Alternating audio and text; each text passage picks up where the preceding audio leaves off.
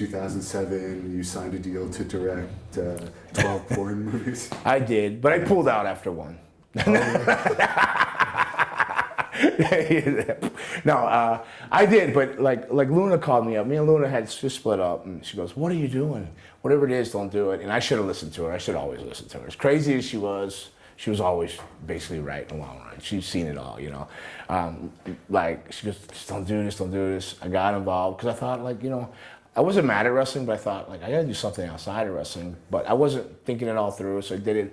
Man, my work like just dropped. It didn't help it at all. Like I went to a spiral. I was working like 2 shows a month. I was like, man, this is brutal. But I pulled out. And I'm still partners with this guy in other business deals. That guy that talked me into it. I'm still like friends with that guy. And everything. But it was just a bad deal. And like I said, like I can't have nothing to do with this. And what was it that made him think that you'd be a good pornography director?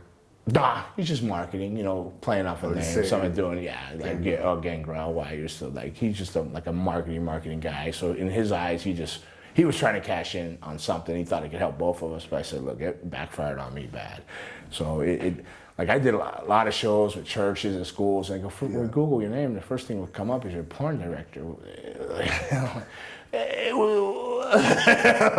know, but it was there. It's out there. Once you do something, it's there. So, you know, but no, I have nothing to do with that now. I mean, now we try. Is that a hard industry to make money in now? It is now. It's just like because of the internet. Yeah, it's all free. So like it paid basically to do one scene or whatever it is, come in and do one scene on a movie, not a whole movie, but one scene.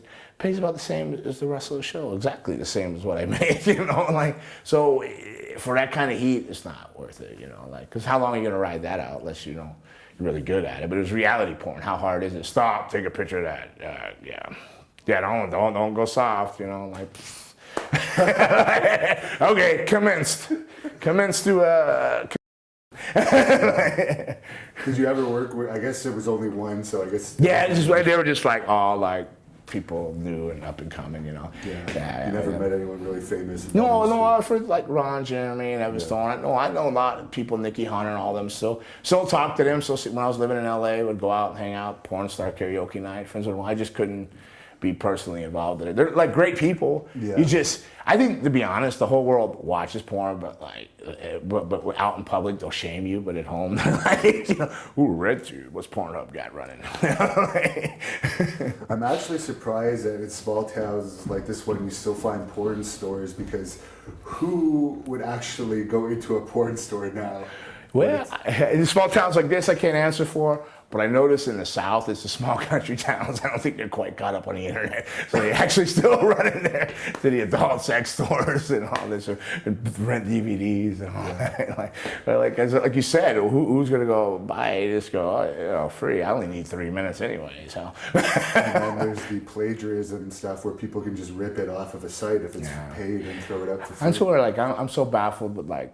The Chinas and the Sunnies and all, what do they really think they can get out? Like that's that's out there forever for that. It's not the money. Actually, I got to ask you about that. Like, what about all these like Mickey James been in porn? So many wrestlers. 1, 2, 3 Kid. Well, they with China there, But she took it to another level though. Like me and Sean, we trained together. I've known Sean since he was 15, 14. Like, because he came out of Malenko's. Yeah. Right. So. I actually, unfortunately, watched China just out of curiosity, and I felt terrible for her. You do, right? Sad. Like there's been nights I have a party, and I go, nah, I can't. You said production-wise, like just because I them as people, I'm like, I know that's the end of their lives, you know. Not that she was living, but just you've hit a spot there. There's something, you know. You said you were friends with Stephanie McMahon. What did you think about what happened to China? Because that was kind of a really bad situation there. It is, but again, it's life everywhere. I mean, people in relationships, they crash and burn, or they crash and unite. You know, like I didn't. You know, it's just wasn't as like the nicest person, you know, either. I known her before she wrestled. They'd come in, and I seen how she treated Luna, but then I knew people that were around her that also I seen good things. So you know, she was just. Kind of all over the charts. So she wasn't like, So I didn't think nothing of Stephanie. That's just how wrestling happens. You spend time around people, and you know who you get along with. It's bound that things are gonna go. Like if I was like with Luna, I don't know how many people she's dated or been wrestling with. You can't, you know, like it's just who you get along with. It's just you just keep moving along.